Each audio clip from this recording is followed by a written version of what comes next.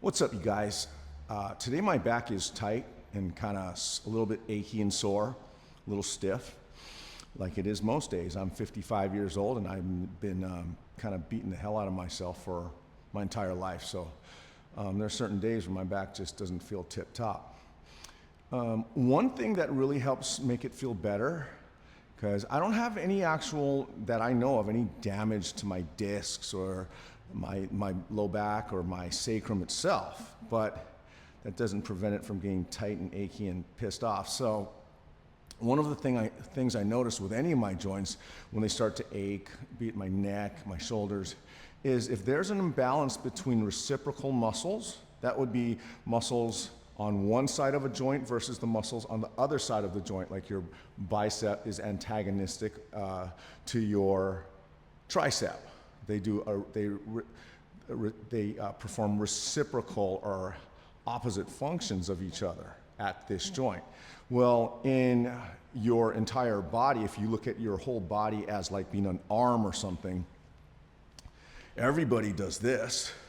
We squat, we deadlift, we kettlebell swing, thousands of repetitions of that, but the the antagonistic or opposite muscle group of the quadriceps hip flexors, which some of them attach at the low back, and then the abdominal muscles. So these three muscles, we don't really use them a lot or anywhere as much as a chain of muscles as we do this function, right? So this, we jump, we squat. For every thousand reps of this, we're lucky if maybe we get 1 or 2 reps of hip flexor. I'm just gonna refer to it as hip flexor for expediency purposes, okay? So the exercise I'm gonna do, sorry, this is unscripted, I don't know what I'm saying, is really helpful for me in activating my hip flexor muscles. There's something called the iliopsoas. It's actually, I believe, 2 muscles, the psoas, which originates from the lumbar vertebra, and the iliacus, which kind of is this weird muscle on the inside of the pelvic bone right in here. And they kind of interweave or converge on each other, and they share, I believe, a common insertion in the anterior upper femur. So when these 2 muscles that kind of run diagonal through your body, when they shorten and they attach kind of somewhere in here, they flex the hip, or right here, like I'm flexing my arm, flexing the hip, okay? So we can consider, or I do, consider the hip flexors and the abs, and to a lesser degree the quads, kind of like the biceps of the torso or the body. Okay, so enough of that shit. Let's get going. So here's I know that I can lie on my back and hook an elastic band or a cable to my feet and do what's called a reverse squat. And those are fantastic all day long, do those. But I like to perform exercises, since I squat and I deadlift and I kettlebell swing standing upright, I like to perform reciprocal movements in a similarly upright position. I feel the neuromuscular and mechanical chains are more closely reciprocally engaged and matched than when I'm lying down. As soon as I lie down, my body knows I'm lying down and a whole bunch of muscles turn off, and I might overactivate others that wouldn't be necessarily a realistic recruitment pattern as soon as I come upright, and other things sensing my upright posture now jump in or themselves turn off. All right, I'll just shut up and let's just go. Okay, so this is a 20-pound kettlebell. I'm standing on, shout out to the tib bar guys for sending me this slant stack. Let me show you this real quick. I never thanked them for this. They sent this to me so long ago. And they're not paying me for this. They're just cool guys and they sent this to me. But this is like, these are 2-inch segments. They interlock like giant Legos. very sturdy and strong. Since I'll be standing on the edge of this platform, having it any higher than this and bearing weight on the edge, it does pose a significant tipping hazard if it's higher than this. I have 6 of them, I believe. Yeah, so this is a 12-inch, 1-foot high platform. If I have others, but if I go higher, then the risk of tipping is much higher, and I don't need to go that high anyway. But anyway, shout out to Tib Bar guys. Okay, so PVC pipe, 20-pound kettlebell. I'm wearing my Vibram 5 Fingers Primus Light Knit shoes. They do sponsor a lot of my videos, so I am gonna kind of shout them out a little bit. Not just because they're sponsoring my videos, I love their shoes. I was a customer well before they started sponsoring me. And I don't even do good commercials for them. So here's what. I'm using this PVC pipe. I'm trying to hold it kind of, I'm guessing where my right ankle is, and I'm actually trying to align this PVC pipe with my right ankle. That way I'm kind of like, I have some stability, but not a lot of front to back, because I don't want too much. Then I'm gonna double X my posture, extend my spine, expand my rib cage. And from here, before I initiate lifting this kettlebell, I am strongly dorsiflexing my left ankle with the tibialis muscle on the outside of my shin. But my mind is actually in the right hemisphere or the right side of my body. I have a slight bend in my knee so that I can really sink a lot of weight into my right leg. And I'm thinking of pushing down into the platform with my right leg. Even though it's not actively moving, I'm putting a lot of intention down there, and I'm using my chest, my torso, to elevate my leg. And I want to lift this bell in a way that my shin remains vertical or parallel to the wall that's in front of me. I have to kind of do that because if I don't, the bell will fall off my foot anyway. Right now, I am feeling the hip flexor compartment on my left side working pretty hard, but my right leg is actually working really hard. So it's, in a way, this is one of my favorite single leg exercises for both legs, and they're both doing a very different function. So the base leg, I guess I'm pushing down, while on the left leg, I'm pulling up. It's kind of cool, sort of like doing renegade rows with your leg. One arm is pushing down while the other arm is lifting. Same thing here. Okay, I'm gonna do, and I don't do a lot of reps of this. If I'm really focusing on what I'm doing, I don't, left knee didn't like that. Okay, now, sorry, I might have to put the pipe, the PVC right in the way of the camera, but like I said, this is raw and unedited. Okay, so same thing, I'm pushing down with my left leg. Whenever this gets difficult, I actually try to put more downward intention through my left leg. Yes, I'm also pushing down with the stick, the PVC pipe. And I'm not trying to pull this or lift this with my leg. I'm trying to lift with everything that's above my leg, keeping my chest as tall as I can. Double X posture means extended spine, expanded rib cage. And I'm also, as I'm lifting, trying to make sure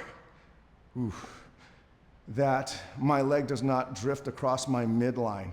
Also at the bottom here, I forgot to mention, I'm trying to actually let the bell bring my hip in a slight extension. All right, now okay. A little goes a long way with that. That was 20 pounds. 30 pounds. By the way, these low repetitions, that's just what I do. I'm pretty sure a lot of you can and should do more, but like I said, I'm not here to beat my ass. I'm just doing this to activate certain muscles that can go dormant, especially as you get older. There are muscles that used to just always stay lively and ready for you to go all the time. They tend to get lazy and go to sleep if you don't use them too long.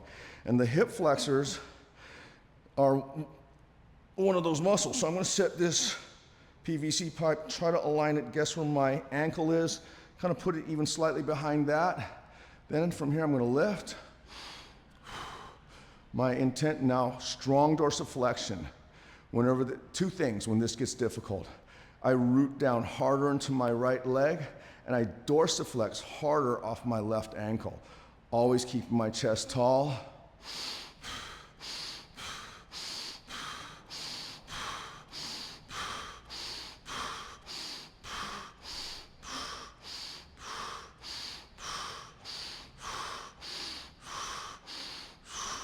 And then at the bottom, trying to just get dorsiflex hard, but let my leg go in a slight extension and then lowering it back down. That breathing method, I have to breathe that way. I know it sounds funny, but it's sort of like ratcheting, like a socket wrench, like, yeah, I can't hold my breath that long. And even if I could, the rep would suck if I just went and then tried to do that. So, and it's also good, I like to practice breathing while under duress or under load, because in life, there are times where you will have to do that and you won't be able to get all the work done in 2 or 3 seconds. So, oh, left knee. All right, so once again, I'm gonna put this behind me, squaring off my hip bones, strong dorsiflexion, double X posture, extended spine, expanded rib cage. Trying to make sure that my knee does not want to drift across my midline nor wing outwards. I'm using my torso.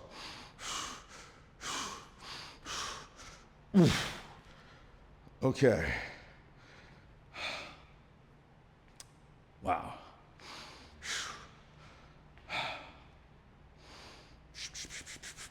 Okay, let's move on. 35-pound kettlebell.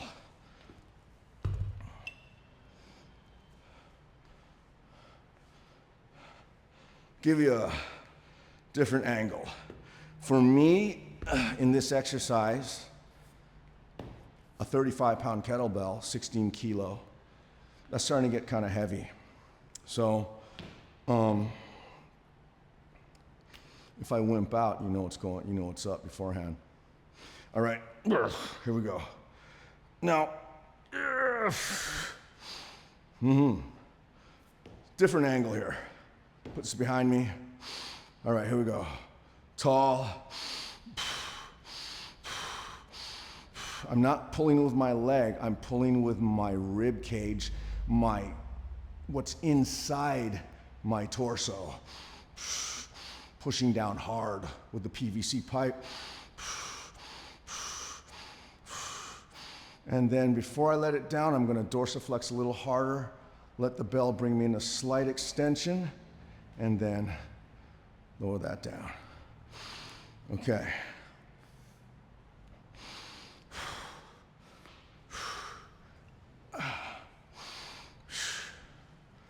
All right. And just one here.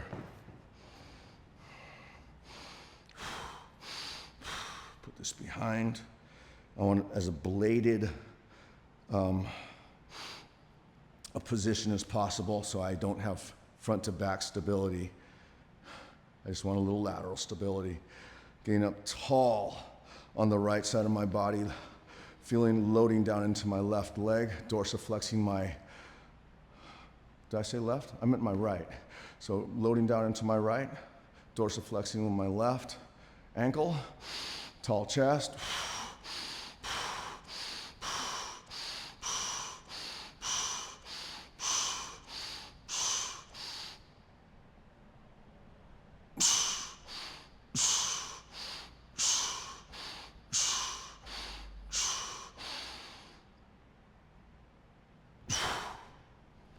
Okay. All right.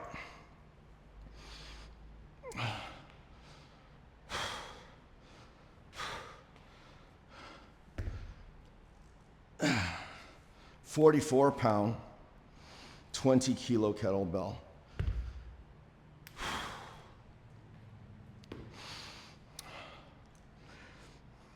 Kind of heavy for me on this lift, but when I go heavier, the goal is not to get my leg up to this height. Well, actually it's never the goal. I just want to see whatever weight I'm lifting and whatever shape I'm in on that day. I just want to see how perfectly I can move it, rather than how far or how fast or how heavy I can move things.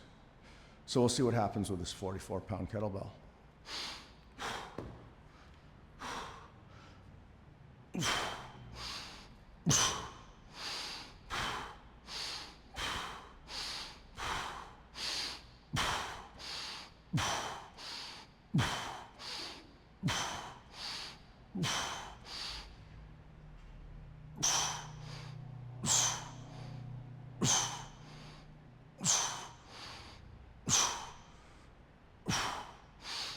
And yes, it is a very good core exercise. Really good. Okay. Let's put it over this side.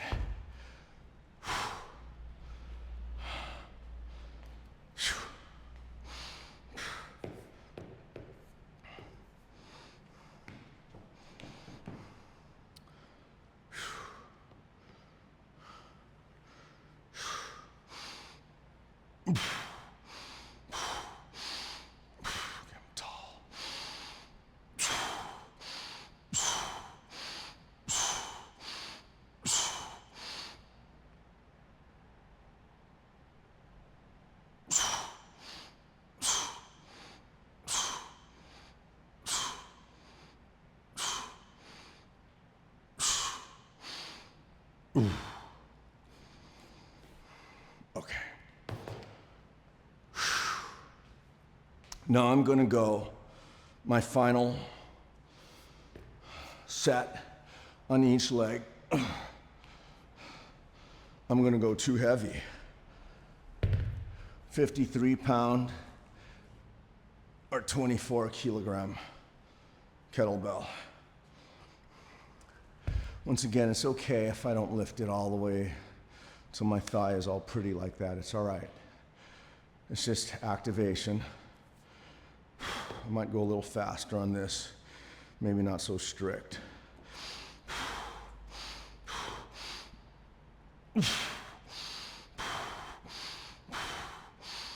Also, the stick is slightly more in front to give me additional stability.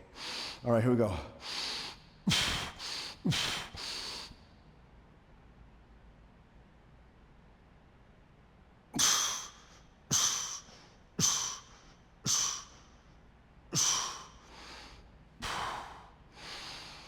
Whew.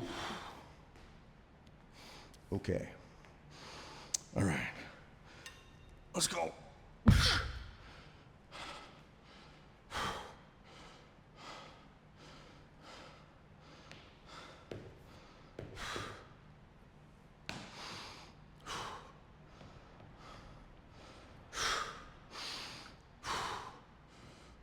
As I get tired, I get more quiet. All right, here we go. A little bit, stick a little bit more in front.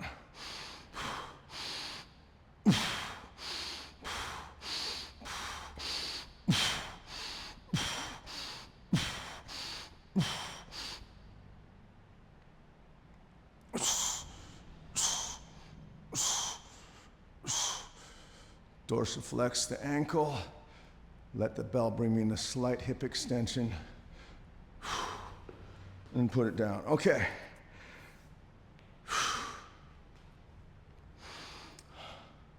Now,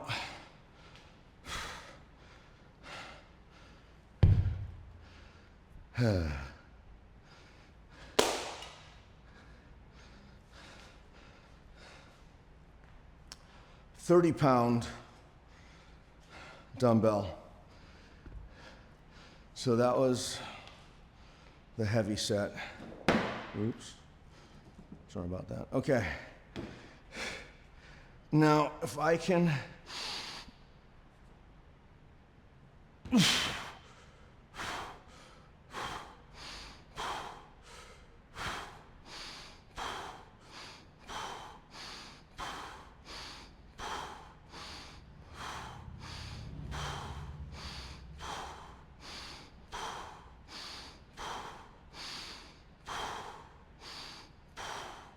Losing it. All right. If I can just do a little bit of that, I would have liked to have brought it down a little prettier, but that happened, and that's okay.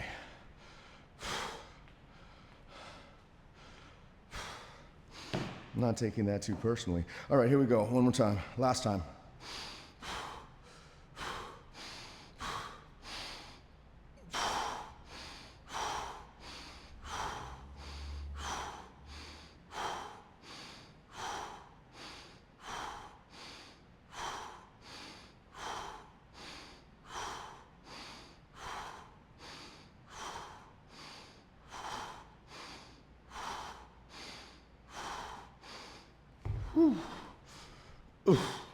You know,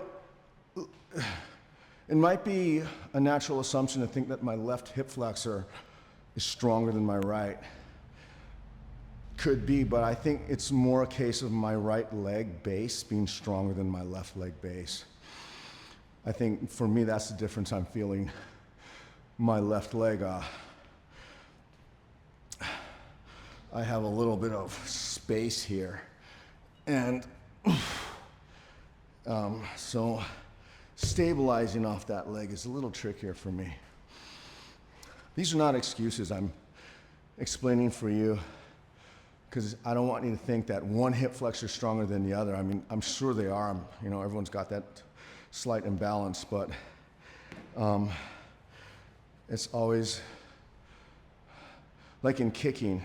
If you can kick harder with one leg than the other, it's more likely that the leg you're standing on is responsible for the power in the leg that's kicking than the leg that's kicking itself. That's just my observation.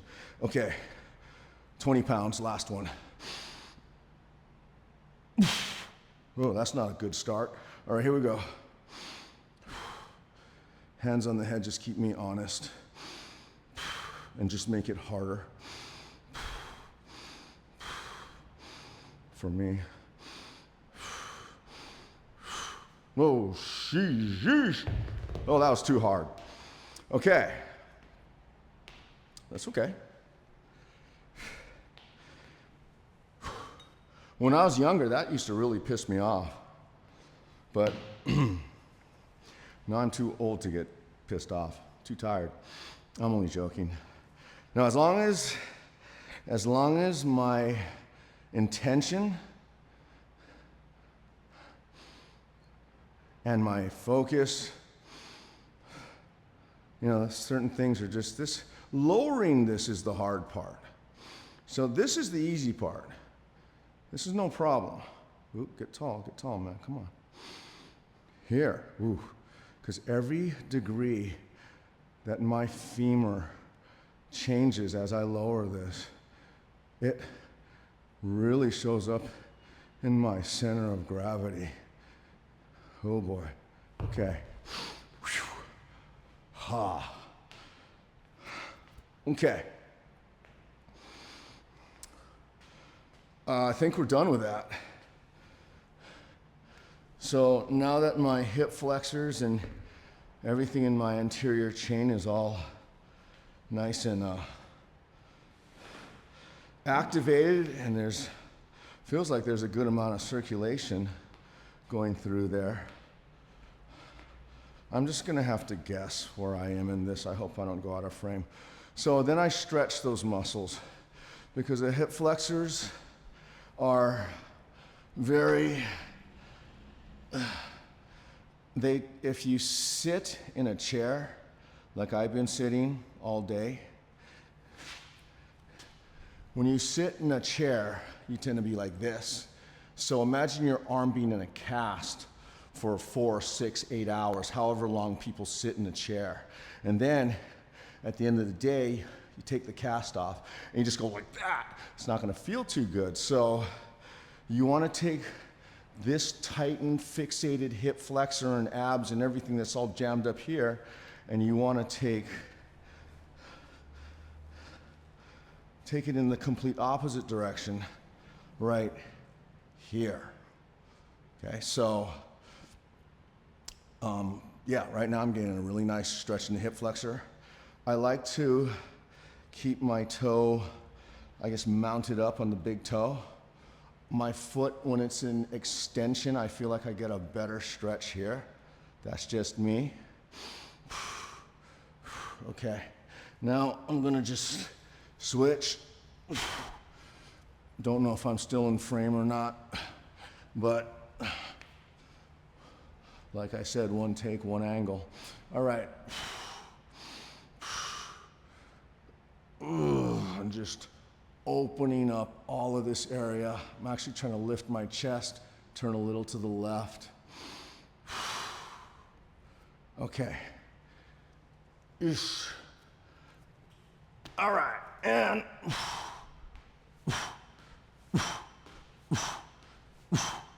that feels pretty good.